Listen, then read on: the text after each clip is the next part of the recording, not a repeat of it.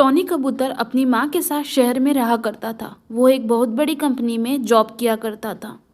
Tony की माँ उसके लिए बहुत रिश्ते ढूंढ रही थी, लेकिन टॉनी को कोई भी चिड़िया पसंद ही नहीं आती थी। टॉनी की माँ टॉनी से कहती है, टॉनी बेटा, मैं तेरे को 50 चिड़िया से भी ज़्यादा के रिश्ते बता चुकी हूँ, लेकिन तुझे कोई भी चिड़िया पसंद ही नहीं आती है।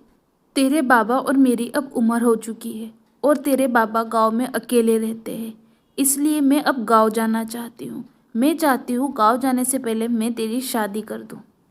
माँ, मैंने आपसे कितनी बार बोला है कि मैं उसी चिड़िया से शादी करूंगा जो मेरी तरह बड़ी कंपनी में जॉब करती हो। वो सब तो ठीक है बेटा, लेकिन तेरी उम्र भी होती जा रही है। थोड़े दिन बाद टॉनी कबूतर के लिए एक जॉब करने वाली चिड़िया का रिश्ता आता है। अगले दिन टॉनी कबूतर की माँ उसको लेकर चिड़िया के घर जाती है। मिट्ठू सेठ जी नमस्कार, मैं टॉनी कबूतर की माँ हूँ।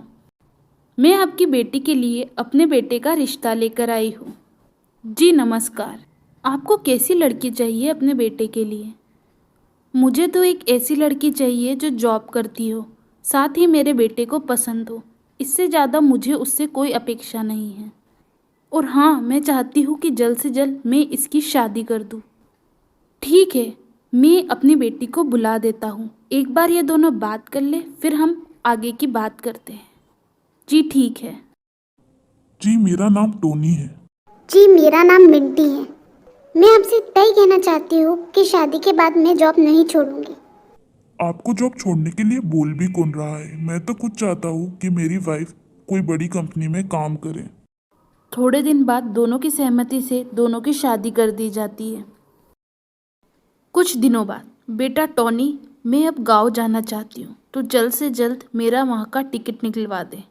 यह सुनकर मिंटी चिड़िया सोचती है कि अगर माँ जी गाँव चली गई तो घर का सारा काम मेरे पे आ जाएगा और मैं इतना काम नहीं कर पाऊंगी।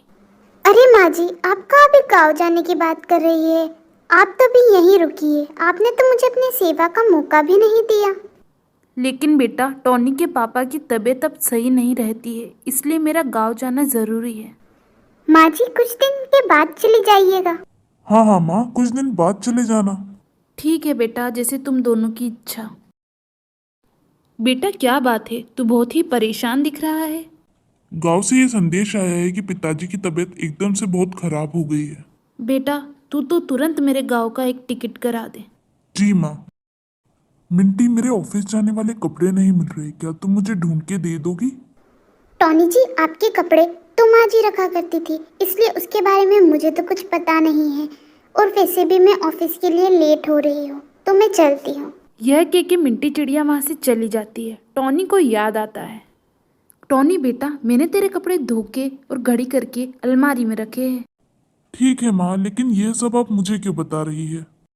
टॉनी बेटा, हमें कभी भी किसी पे इतना निर्भर नहीं रहना चाहिए कि उसके बिना हमारा काम ना चले।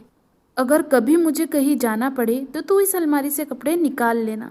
अपनी माँ की बात याद आते ही टॉनी कबूतर उस अलमारी से जाकर कपड़े निकाल लेता है और मन ही मन अपनी माँ को धन्यवाद करता है। मिंटी, आज तुमने खाने में क्या बनाया? टॉनी जी, वो आज मैं खाना तो बना नहीं पाई। आज मैं ऑफिस में कुछ ज़्यादा ही लेट हो गई थी। आप एक काम कीजिए, आप खाना बाहर से ही ऑर्डर कर लीजिए।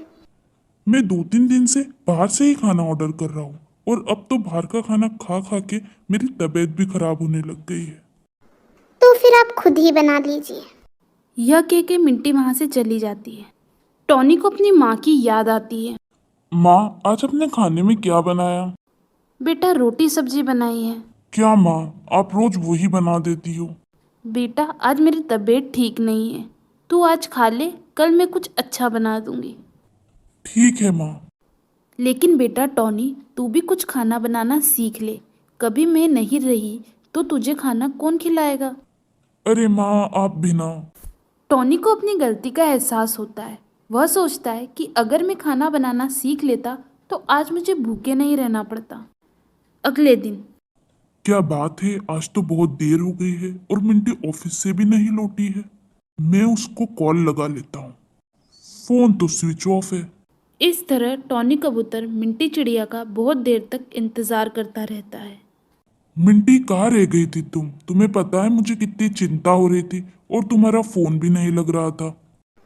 टॉनी जी, आज मेरे ऑफिस में कुछ दोस्तों ने पार्टी रखी थी, इसलिए मैं लेट हो गई। सॉरी, मैं आपको बताना भूल गई।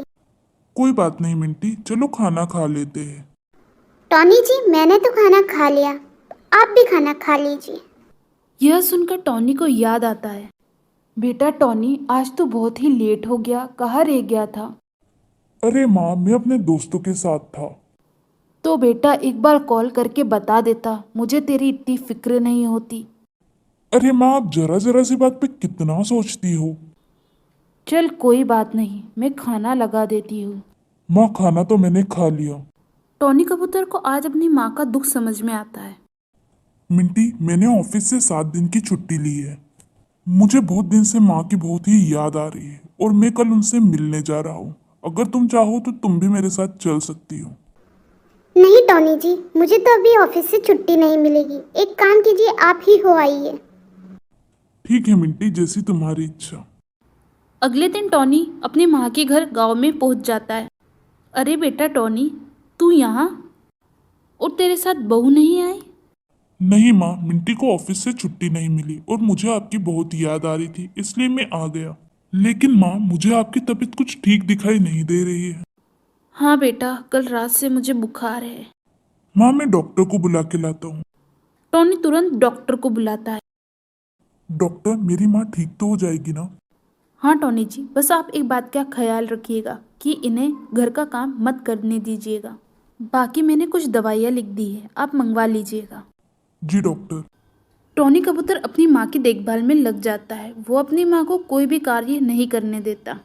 घर का सारा काम भी टॉनी खुद ही करता है और वो काम जो उसकी माँ उसे सिखाना चाहती थी वो कुछ ही दिनों में सीख जाता है। थोड़े दिन में टॉनी की माँ स्वस्थ हो जाती। अरे टॉनी बेटा, अब मैं ठीक हूँ। तू बता, तू किसी काम से आया था क्या? जी माँ।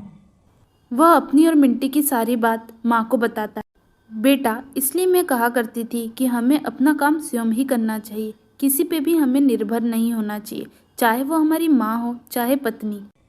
जी माँ, मैं आपकी बात समझ गया हूँ, लेकिन माँ, मैं आपको यहाँ अकेला नहीं छोड़ सकता। अब आप और बाबा मेरे साथ शहर चलिए। मैं आपका उसी तरीके से ख्याल रखूंगा जैसे आज तक आप मेरा रखती आई हैं। ठीक है बेटा, जैसी तेरी इच्छा। फिर टॉनी कबूतर अपनी माँ, पिता और पत्नी के साथ शहर के मकान में खुशी खुशी रहने लगता है। दोस्तों, अगर आपको हमारी कहानी अच्छी लगी है तो हमारे चैनल को सब्सक्राइब जरूर करें। साथ ही इस वीडियो को लाइक और शेयर करना बिल्कुल ना भूलें और बेल आइकन भी जरूर प्रेस करें।